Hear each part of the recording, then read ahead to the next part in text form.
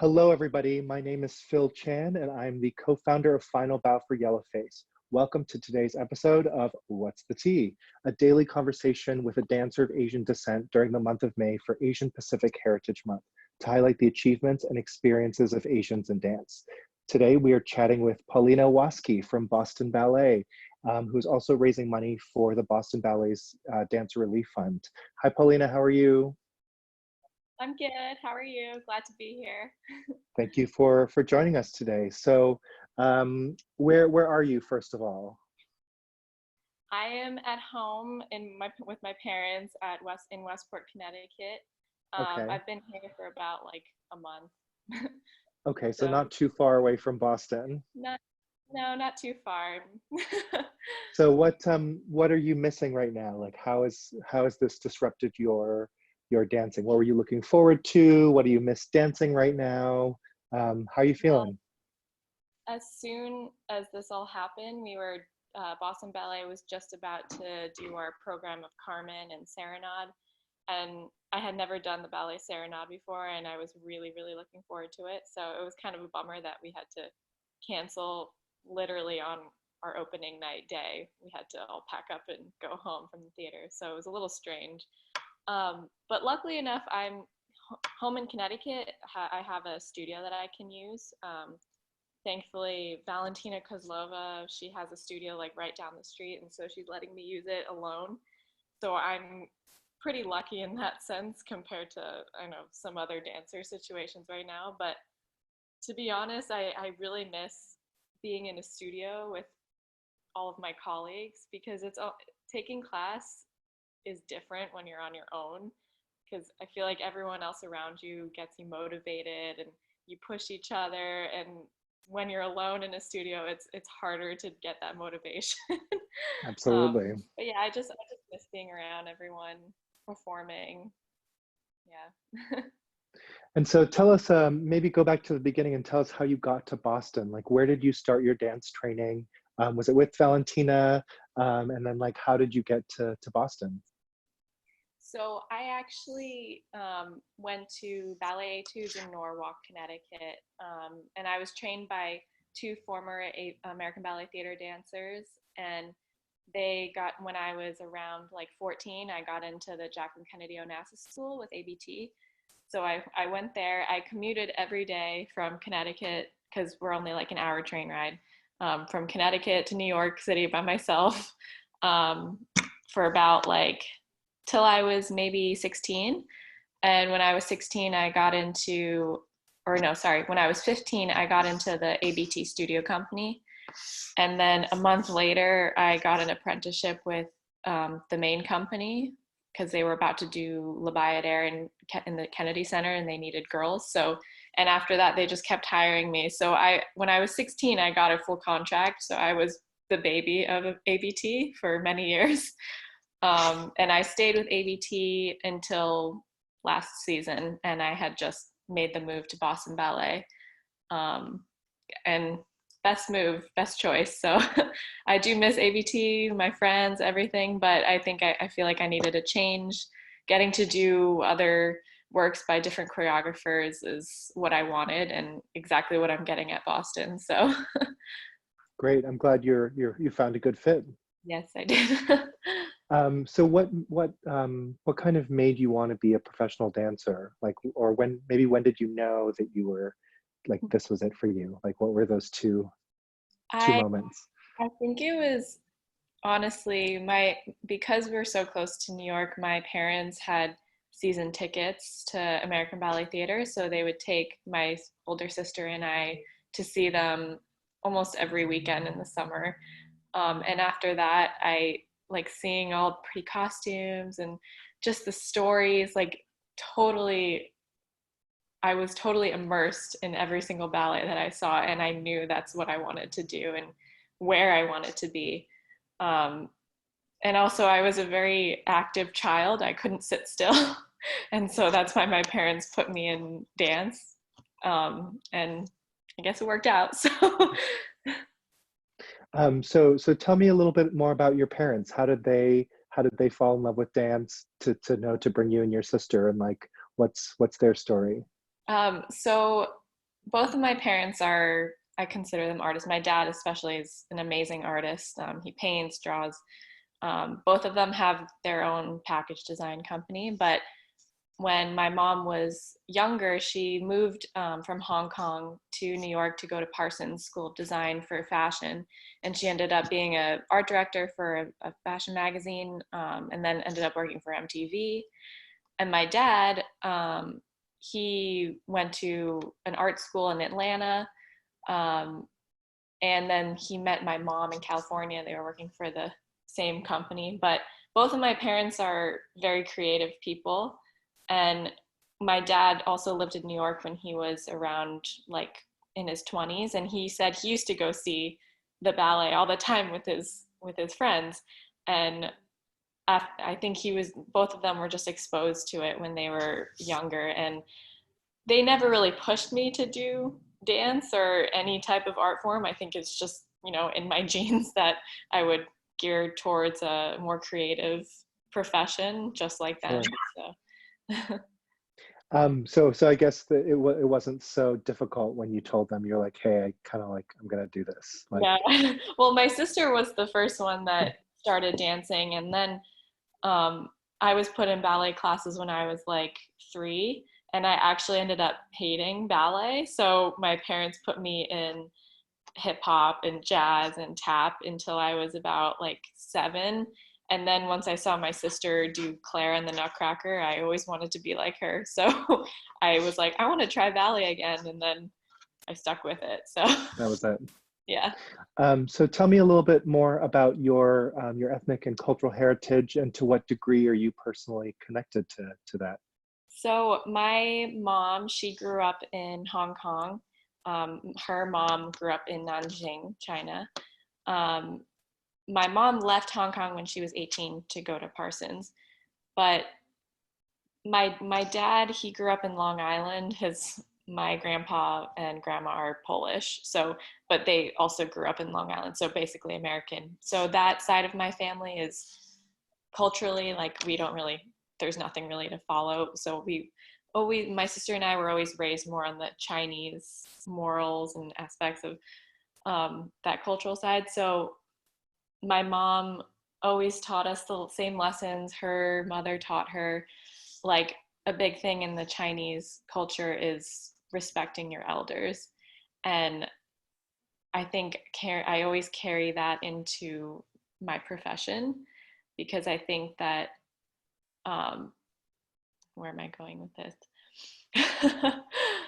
I always looked up to the older dancers or my teachers, and I always knew that no matter their position in the company, whether they're in the corps de ballet, same as me, or a soloist principal, I always listen to them, or I always take their advice, because I know that they're older than me and they've experienced more in this profession. So I think the way my mom brought me up that way has really helped me in the dance world. What's your experience being biracial in the classical ballet world? Like, do you ever feel? I mean, I guess for me, sometimes people are like hard to pin a finger on what box do I put him in? Like, what's been your experience as a dancer? I kind of feel the same way. Some people don't even realize that I'm Chinese sometimes, but then when I'm on stage and, the stage makeup kind of enhances my Asian features more, I guess I've been told. So I feel kind of like confused sometimes what roles they want to put me in. Like sometimes they put me in there is one ballet we did in ABT. It was Othello by Lar Lubovich's Othello. And there were like these 3, I don't know if they called them, oh no, you know what ballet it was? It was, sorry, confused. Alexei Ratmansky's Golden Cockerel. And Mm. I was cast as they changed it from Oriental Girls to, I don't even know what they changed it, but they had to change the name Oriental, and they put me first cast as that, even though I was like kind of new-ish. And I was like, maybe it's because like I look kind of like Asian, but To be honest, I don't really I've never had trouble with that in the dance world. Like, I think it's because I'm so mixed that they can cast me in a lot of different roles. Sure. Yeah. In general, how do you think the ballet community is dealing with conversations around race? Like, how are we doing? You've been with a couple professional companies now, so I guess you probably have a few different experiences. So from that perspective, how do you think we're doing? What's our report card grade? I think we're getting better, is what I can see. Like A plus to F. How are we I'd doing? say, I'd say maybe I'd say maybe like a B minus or a Oh, B. B Yeah, minus or a B? Are you being generous? maybe. I don't know. Well, I know like in ABT's Nutcracker in the Chinese dance, there was all the flowers on the side and during the coda. In Act Two, we always do these like signs, as each of the divertissements come on, like Spanish is this or something, and Well, I know let's just show us the different. Show us the different. Arabian Yeah. was like this, and Okay. Chinese was like this. Okay. Changed it to this because people were, I think one of the full Chinese dancers were not complaining, but just were concerned about this. And But so like that was, that's is so there are people speaking up in the studio. I think so. Yeah. Yeah. Um, yeah, I mean, I haven't really had that many experiences of being like discriminated. I mean, I've had dancers tell me like, "You look super Asian on stage," and I don't know if I mean, that's like a compliment or just a comment. So I just kind of, I mean, I've had experiences when I was actually really little in preschool. There was a boy that always made fun of my eyes and was like, because I did look more like Chinese when I was a baby. Like my eyes were smaller and my hair was like jet black, but so he always made fun of my eyes and he was like, how can you see? And like I didn't really think anything of it because I wasn't fully Chinese and I didn't fully understand it yet. And then when I told my mom, she was like, he shouldn't be saying that. So that's really the only instance I've had about. See, when people say that to me, I just say, "Oh no, I have the widescreen version. You have the made-for-TV version." It's just the format difference. I've got to write that one down. It's the same movie, guys. It's the same Yeah. movie. Um, so I guess just curious about what advice would you have for young dancers who want to have a successful career in this industry? I feel like they have to understand the amount of sacrifice that you have to give for becoming a professional dancer. I gave up most of my teenage childhood years to train, to go into New York every day and do my school online. I only went up to eighth grade in public school and then did all of my high school online. So I never went to prom. I never went to like homecoming, whatever. But I was okay with it because I was doing what I wanted to do and what I loved. But I think people sometimes, young dancers have to understand that you have to make those sacrifices in order to become a professional. Um, and when I joined a professional company when I was so young, it was really hard for me not to compare myself to other dancers that were more experienced to me, like not only my technique, but I was always comparing my body. And yeah, there's always gonna, but what I understand now as an older dancer, there's always gonna be dancers that are better than you at certain things. But instead of taking that criticism on yourself, use it as a learning experience and learn from them because they're probably doing the same thing with you in a company. They're probably, oh, how does she do that? And like, you know, that's how I feel like a company should be, is healthy competition.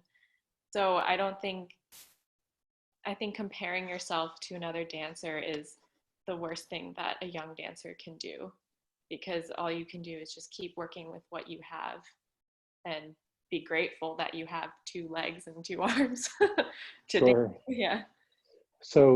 we're going to come out of this Corona situation someday.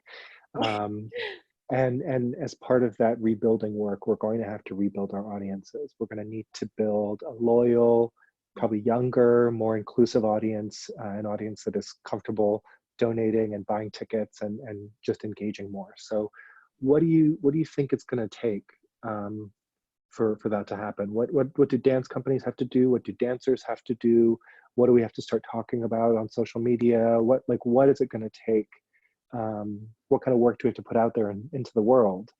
All around, any advice for the dance community on how to rebuild and build bigger and smarter? I feel like it's already happening. A few things that have been really helping Boston Ballet especially is all the ladies of the Corps de Ballet did like a group serenade video of like all of us in our homes doing the opening step of serenade.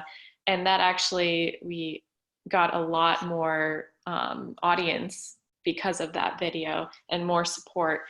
So I think just showing the world that we're still working, we're still trying to do our art form even during these circumstances.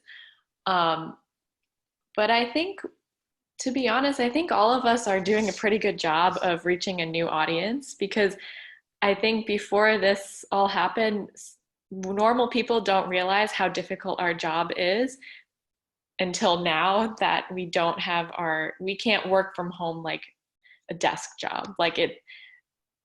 We just can't. I mean, people are doing our best, but it's just not the same as like being on a stage and partnering with people.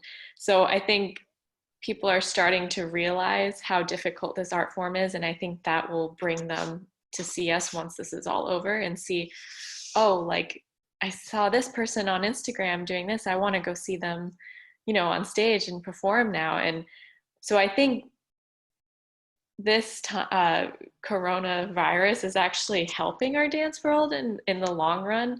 Once this is all over, people are gonna want to go out to have like a fun night in the theater and maybe dress up and like kind of what people used to do back in the day. And I think social media, everyone posting their classes online, like being able to take classes for me from like all these different teachers from around the world just through my phone is amazing. But also normal people can do it too and try ballet for the first time in their homes just because, you have nothing else to do.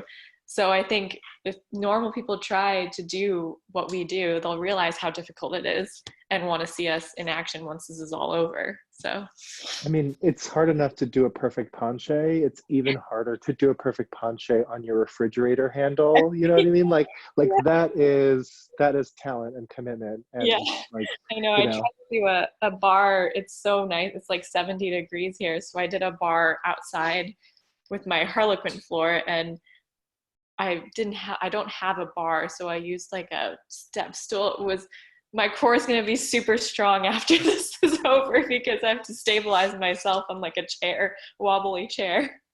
well, in modern dance, there's a lot of improvisation. That's a very natural part of the process. So I'm really glad that ballet is starting to discover improvisation as well.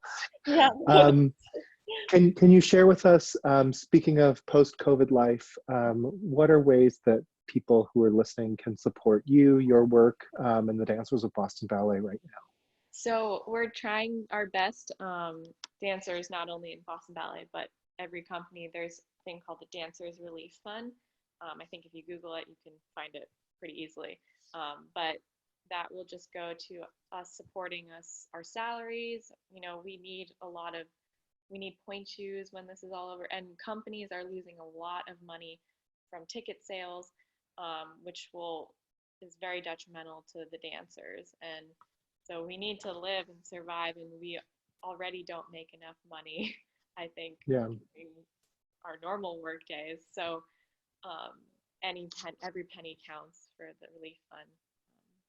Awesome. And so other ways to engage with Boston Ballet remotely are watching some of the videos, like you mentioned, the Serenade. Is there any other ways we can see Boston Ballet now from home?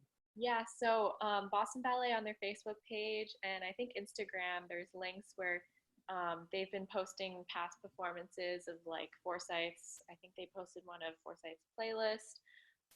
They've been posting some old clips of Swan Lake, which we were supposed to perform actually starting today or yesterday was supposed to be the opening night of Swan Lake, but they've been posting old videos from that. But yeah, I think through Facebook page, Instagram, or just go to bostonballet.org and you can find some videos Get there. your Boston Ballet fix. Yes, exactly. Okay, we're going to close this out with a little sort of flash questions. So I want like 1 or 2 word answers, and we're just going to like Oh lightning God. round. Okay. Okay, you ready? Maybe. Okay, okay. Favorite dance movie? Oh, Turning Point. Ooh, me too. What is your post-show like refuel?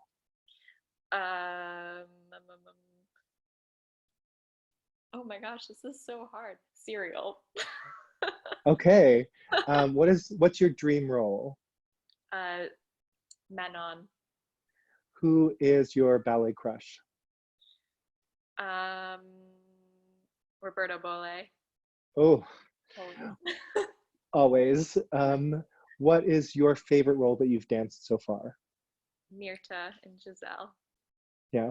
Mhm. Um, and what is your favorite coronavirus dinner? Ooh. My mom's roast chicken. Okay. And what is your post-corona outfit, like the first outfit that you're gonna like rock when you finally go out into the world?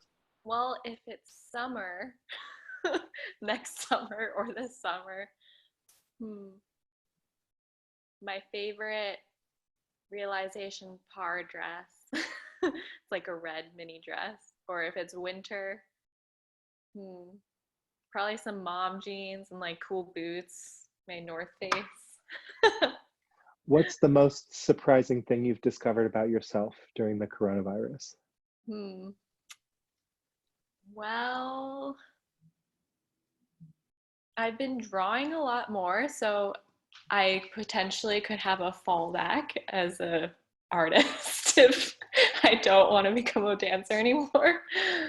Awesome. Well, check out Paulina's Instagram to buy her prints of her Yeah, sketches, her corona sketches. it's Callie Um, underscore art. there I've you already go. made a few sales already. There you go. Well, thank you so much, Paulina, for joining us, and thank you to everybody tuning in. Make sure to check out our Instagram page right now for the reveal of who tomorrow's dancer will be, and tune in tomorrow at noon Eastern time for our next conversation. Thank you again, Paulina. This was really lovely, and looking forward to seeing you dance soon. Yes, thank you. Take care. Bye.